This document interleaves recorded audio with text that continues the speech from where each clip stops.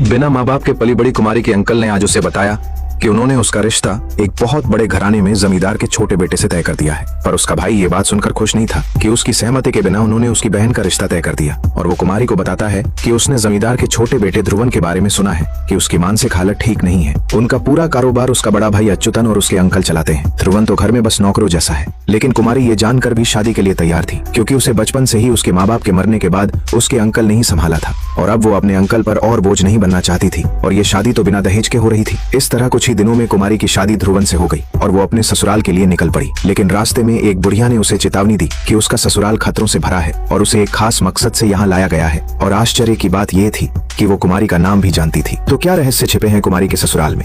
अब कुमारी अपने ससुराल पहुंची, जहां उसकी जेठानी ने सभी रीति रिवाजों से उसका स्वागत किया और ध्रुवन की चल रही दवाओं की जिम्मेदारी भी उसे सौंप दी। जब कुमारी कमरे में आई तो ध्रुवन खिड़की पर खड़ा बाहर देख रहा था। कुमारी ने भी देखा, वहां उसके अंकल कुछ तंत्र मंत्र कर रहे थे। जब कुमारी ने ध्रुवन से इसके बारे में पूछा तो वह डरते हुए चुपचाप जाकर सो गया। सुबह कुमारी भी उस नई जगह को देखने लगी। वहां घूमते हुए उसने एक दरवाजा देखा जो जंगल की तरफ जाता था। कुमारी ने दरवाजा खोला तो वहां एक लड़का हाथों में आम लिए उसे बुला रहा था। लेकिन इतने में ही उसकी जेठानी वहां आ गई और वह दरवाजा बंद करते हुए उसे डांटने लगी कि उसे यहाँ नहीं आना चाहिए था। कुमारी ने कहा कि वहाँ एक लड़का मुझे बुला रहा था, लेकिन जब उसने फिर से देखा तो वहाँ कोई नहीं था। उसकी जेठानी उसे वहाँ से तालाब के पास ले आई और कहा कि उस दरवाजे के बाहर जाना सख्त मना है। जो कोई भी उसे पार कर जंगल की तरफ गया वो कभी वापस नहीं आया। कुमारी ने पूछा कि ऐसा क्या है वहाँ, तो उसकी जेठानी ने बताया कि वहाँ चातन रहता है। कुमारी ने पूछा चातन कौन है, तो उसकी जेठानी ने बताया कि वर्षों पहले स्वर्ग से कुछ देवी धरती पर घूम। कुमारी ने पूछा कि ये चातन कौन है, तो उसकी जेठानी ने बताया कि इलियामाला के जंगलों में रहने वाला ये प्राणी न तो दैत्य है और न ही देव, फिर भी असीम शक्तियों का स्वामी है। कहा जाता है कि वर्षों पहले स्वर्ग से कुछ देवियां धरती पर घूमने आई थीं। उनमें से एक देवी को ये धरती और यहाँ के लोग बहुत पसंद आए, इसलिए वो यहीं रहने लगी। यहाँ उन्हें एक आदमी से प्यार हो गया जिससे उन्हें कई संतानें हुईं, पर ये बच्चे न तो देव थे न मानव, बल्कि भयानक प्रवृत्ति के डरावने जीव थे जिन्होंने धरती पर विध्वंस मचाना शुरू कर दिया। इससे देवी बहुत आहत हुईं और उन्होंने अपनी संतानाओं को दूर जंगलों और पाताल लोक में रहने का श्राप देकर अपने लोक चली गईं। कहा जाता है कि इन्हीं इलियामाला के जंगल की गुफा में एक चातन रहता है। लेकिन कुमारी कहने लगी कि ये सब कहानियां हैं। लेकिन उसकी जेठानी ने बताया कि ये सिर्फ कहानियां नहीं बल्कि सच्चाई है, क्योंकि उस चातन का कहर अपने पूर्वजों ने झेला है।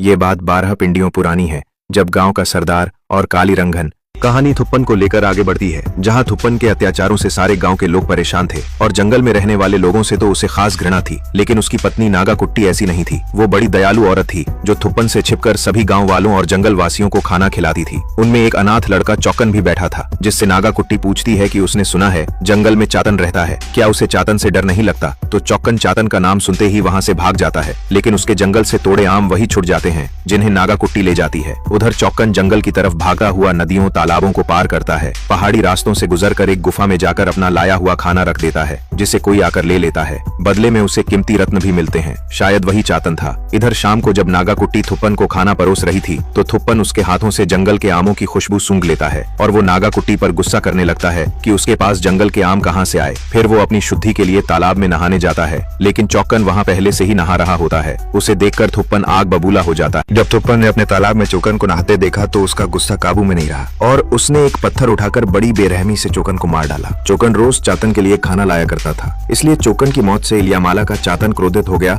उसी रात थुप्पन ने देखा कि कोई उसके घर पर पत्थर मार रहा है। जब उसने डरते हुए बाहर निकलकर देखा तो आसमान से पत्थरों की बारिश हो रही थी। यही मंजर पूरे गांव में था। लोग पत्थरों की चोट से घायल होकर मर रहे थे। पूरे गांव में त्राही त्राही मची हुई थी। गांव की खुशहाली की देवी भी कुछ कर पाने में असमर्थ थी। तो गांव की भलाई के लिए थुप्पन ने विद्वानों और तांत्रिकों की सलाह पर पाताल लोक से चातन का ही भाई एक और काली शक्ति को बुलाने का फैसला किया। तब कुमारी ने पूछा कि क्या फिर उसने गांव वालों की मदद की, तो उसकी जेठानी बोली कि इन काली शक्तियों की बदले में हमेशा कोई ना कोई मांग रहती है। तो कुमारी ने फिर पूछा कि उसने क्या मांगा था थुप्पन से, तो उसकी जेठानी बोली कि समय आने पर तुम्हें खुद ही पता चल जाएगा। तो आखिर और क्या राज दफन थे उसके परिवार में। कुमारी को हर रोज एक सपना आता था जिसमें वो सफेद कपड़ों में एक औरत को देखती जिसकी गोद खाली थी और उसके आंचल में खून लगा हुआ था। कभी कभी वो खुद को उन्हीं कपड़ों में हाथों में खंजर लिए हुए देखती, जिससे उसका मन बहुत विचलित हो जाता। वो कुछ समझ नहीं पा रही थी। एक दिन इसी सोच में डूबी कुमारी को जंगल से किसी के पुकारने की आवाज सुनाई। वो जंगल के द्वार पर जाकर देखती है तो वहाँ उसे फिर से चौकन दिखाई देता है और कुमारी उसके पीछे जाने लगती है। चौकन भागता हुआ जंगल की तरफ बढ़ रहा था और कुमारी उसके पीछे पीछे जा रही थी। अचानक चौकन एक पेड़ के पास जाकर गायब हो जाता है। वहाँ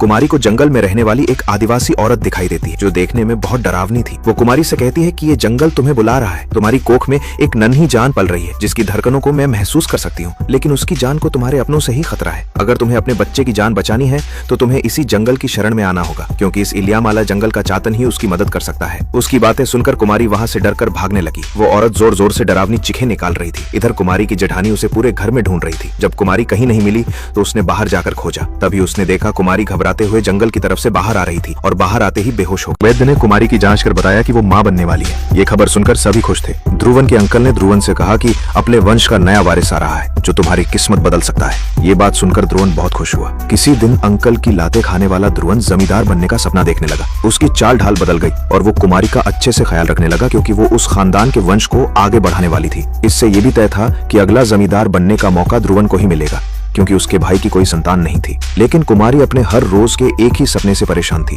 एक दिन उसकी नींद खुली तो उसने देखा कि ध्रुवन अपने बिस्तर पर नहीं था। वो बाहर जाकर उसे ढूंढने लगी तो देखा कि ध्रुवन एक कोने में बैठा है, जिसने अपने दोनों हाथों की 2 उंगलियां काट ली थी। वो कह रहा था कि गड़ी देवन की भी 3 उंगलियां हैं, इसलिए उसने अपनी 2 उंगलियां काट ली। कुमारी ने अपनी जेठानी से पूछा, क्या तुम्हें मेरे बच्चे की खुशी नहीं है, सिर्फ इसलिए कि अभी तक तुम्हारा अपना बच्चा नहीं हुआ है? तब उसकी जेठानी बताती है, ऐसा नहीं है कि मैं माँ नहीं बन सकती, बल्कि मैं खुद अपना बच्चा नहीं करना चाहती हूँ, क्योंकि मुझे मालूम है कि इस पीढ़ी के वारिस के नसीब में क्या लिखा है। उस दिन जमींदार थुप्पन की कहानी आधी रह गई थी, जिसे पूरा करने का समय आ गया है। उस दिन जब श्राप से मुक्ति के लिए थुप्पन ने पाताल लोक के चातन गड़ी देवन का आवाहन किया तो उसने गांव की खुशहाली के बदले उसी के बेटे की बलि मांगी। ऐसा करके थुप्पन को तो श्राप से मुक्ति मिल गई, पर उसकी पत्नी नागाकुट्टी अपने बेटे की बलि सहन नहीं कर पाई और उसने देवी के सामने सर पटक पटक कर अपनी जान दे दी। आज 12 पीढ़ियों बाद गड़ी देवान को इस पीढ़ी के एक और बच्चे की बलि की जरूरत है, जो तुम्हारे बच्चे की होगी। लेकिन तुम चाहो तो अपने बच्चे को बचा सकती हो। और वो कुमारी को घर के एक गुप्त तहखाने में लेकर जाती है, जहाँ जमींदार थुप्पन 12 पीढ़ियां बीत जाने के बाद आज भी जिंदा है और अपनी मौत के लिए तड़प रहा था। सुबह जब नौकरानी कुएं में बाल्टी डालती है तो देखती है कि कुएं में एक लाश पड़ी है, जो कुमारी की जेठानी की थी, जिसे ध्रुवन के अंकल ने ही मार डाला था, क्योंकि कल उसने कुमारी और उसकी जेठानी को थुप्पन के तहखाने से आते हुए देख लिया था। पर सभी को तो यही लगता है कि उसने आत्महत्या कर ली, क्योंकि वह उस परिवार और अच्युतन को बच्चा नहीं दे पाई थी और अच्युतन भी उससे नाराज था। लेकिन अच्युतन के संबंध बाहर भी एक औरत परिजातन से थे, जो अच्युतन को भड़काती है कि इतने सालों से अंकल तुम्हें जमींदार बनने के सपने दिखा रहे हैं, लेकिन ध्रुवन अगला जमींदार बनने वाला है। अब उसके घर में उसकी कोई औकात नहीं होगी। कुछ दिनों बाद उसे घर में घुसने भी नहीं दिया जाएगा। अगर उसे इस गांव पर राज करना है तो उसे इलियामाला जंगल के चातन की मदद लेनी चाहिए। इधर पाताल लोक के चातन को बुलाने के लिए ध्रुव ने अपने अंकल से तंत्र मंत्र सिखाने लगते हैं।